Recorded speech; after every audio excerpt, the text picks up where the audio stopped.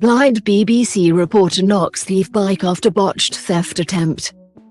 BBC News correspondent managed to apprehend a thief who tried to mug him. Dilley, who was born with congenital blindness and uses a guide dog, sprung into action on instinct when the chancer tried to snatch his phone while on a bike. Read more. BBC Breakfast's Naga Munchetty left fuming by intimidating men approaching her. While he managed to grab the device, Dilley jumped and dived on him and performed a citizen's arrest on the assailant before he could get away. Badly scuffing his knee in the altercation, Dilley later shared a photo on Twitter of his injury and wrote, "A man on a bike just snatched and stole my iPhone from my hand. Wrong blind person, wrong day. Jumped on him, safely detained and got my phone back."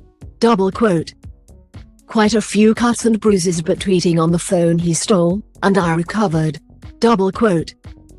Dilley later elaborated on the scary incident to his followers, who flocked to check he was okay, assuring fans he was fine. Read more. Hugh Edwards embarrassed by knighthood rumors. "I took a running jump and dive on the thief and knocked him off his bike and onto the floor." He continued, "I recover my phone, advised him that he was detained and called Metropolitan Police on 999. I did let him go after a few minutes, but only when others arrived to help me." "I absolutely could have continued to detain the gentleman, but I got my phone back and I actually didn't want to risk injuring him," he said in a third post. "I had him safely detained on the floor, with my body weight across his legs and his wrists held to the floor." Read more. Clive Murray sets the record straight after he's accused of belittling energy crisis.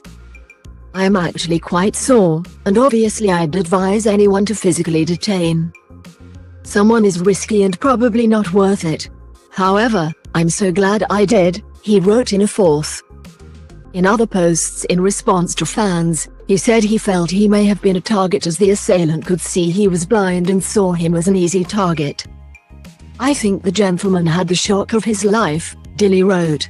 "That is one iPhone 14 Pro that the person who worked very hard to pay for has recovered, and I think he's quite lucky.